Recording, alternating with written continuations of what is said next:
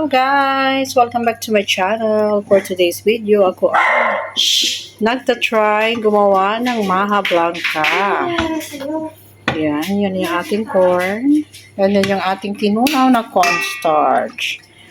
Ayan, ilalagay ko guys sa baba yung ating mga ingredients niyan. Hindi ko na lang napakita. And then this one, may creamy corn tayong nilagay dyan. Balik ko na to ah. 2 cups ng ating nilagyan ko siya ng 2 cups ng gata, ayan, coconut milk, 2 cups din ng, 2 cans ng 2 cans ng condensed and 2 cans ng milk, ayan.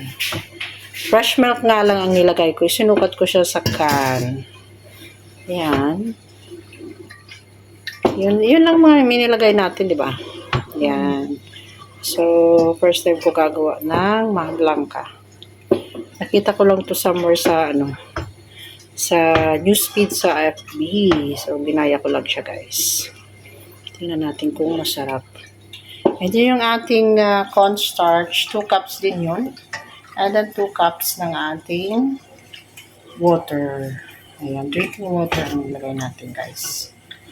Okay, and then ito, hinalo-halo ko muna siya sa walang apoy.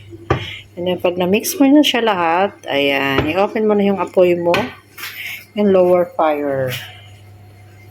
Ayan. So, titingnan natin mamaya kung ano ang kalalabasan niya. Basta continuous yan lang paghalo nyo guys, lalo na pag mainit na ang kanyang mixture. Yun.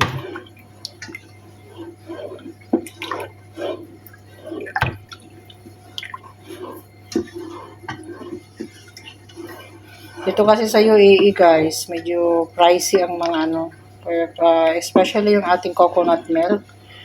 Imagine mo yung, kung hindi siya sale, yung isang can is nasa 9 dirham. So sa atin, magkano na yun? Approximately mga 100 na. Diba? Pero pag nakasale naman siya, may tatluhan, nasa 11 lang. Mga 12 dirham, gano'n. So, ngayon nakakuha tayo ng sale. Kaya, nilagay natin 2. Ayan.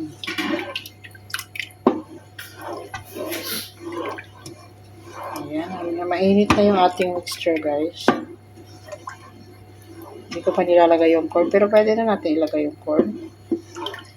Maya-maya siguro pag lalong kumukulo-kulo na.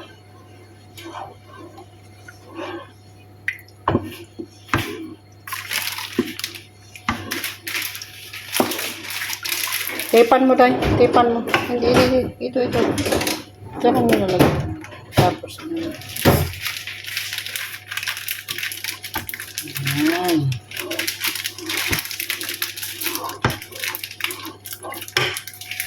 So, this one guys, pwede na natin ilagay yung corn. Ayan. Halo-halo ulit. Wait lang, huwag na lagyan ng Wala ha? Wala. Kung lalagyan mo yung mga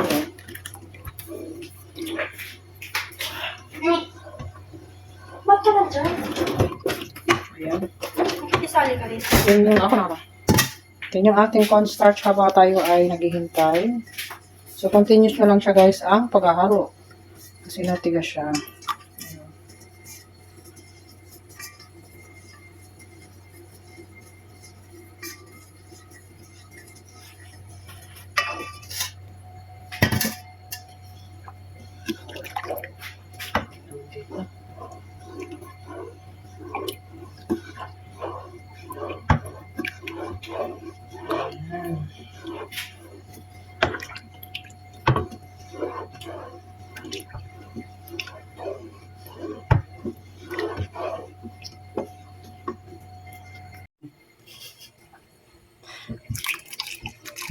So, ayan. Pag ilagay nyo na guys yung cornstarch, ayan, continuous lang yung paghahalo nyo.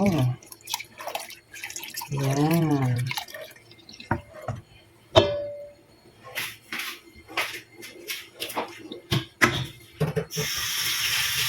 At nasa lower na apoy pa rin siya, guys.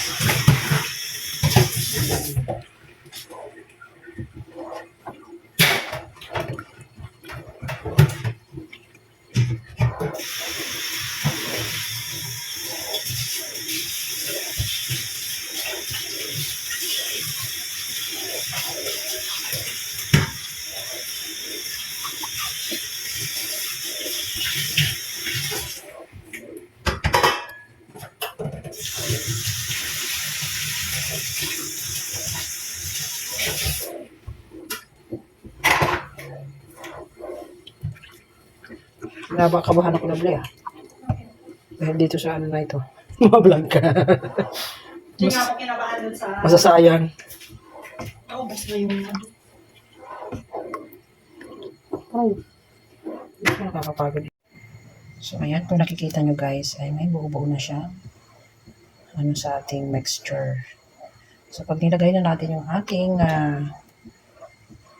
cornstarch, tuloy-tuloy lang ang ating paghahalo. Ayan.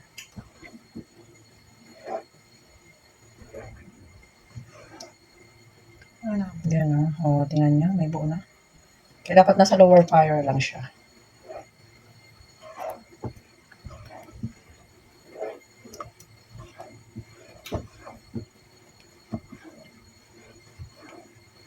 Ayan, kung nakikita nyo guys, ay malapit na siyang maluto. Yun o. Ganyan lang siya. Tingnan nyo naman yung texture niya. Mahang-maha talaga. Ayan, sidahan-dahan lang. Maha Salvador pala yan. Ayan. Ano, okay na yan? Hindi pa? More pa? Ayan, kung nakikita nyo guys, ay malapit na siyang maluto. Yun o. Ganyan lang siya. Tingnan nyo naman yung texture niya. Mahang-maha talaga. Yan. Sidahan-dahan lang. Maha Salvador pala yan. Yan. Ano, okay na yan? Hindi pa? More pa? So, ayan nga guys. Naglagay ako ng konti sa para malaman nyo kung pwede na siyang isalin sa lianera. Ayan. Sa inyong lalagyan. Dapat ganyan siya. Hindi siya nahiwalay na sa tubig. Ayan. So, ito na nga guys. Yung ating maha blanca ay tapos na. Ayan na siya, oh. Tingnan niyo naman yung texture niya. Ayan. Hindi siya masyadong matamis. Napakasarap. Ayun yung isa.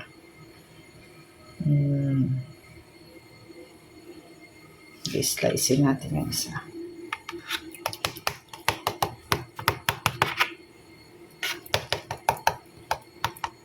Yan. Napakasimple lang pala ito lutuin eh.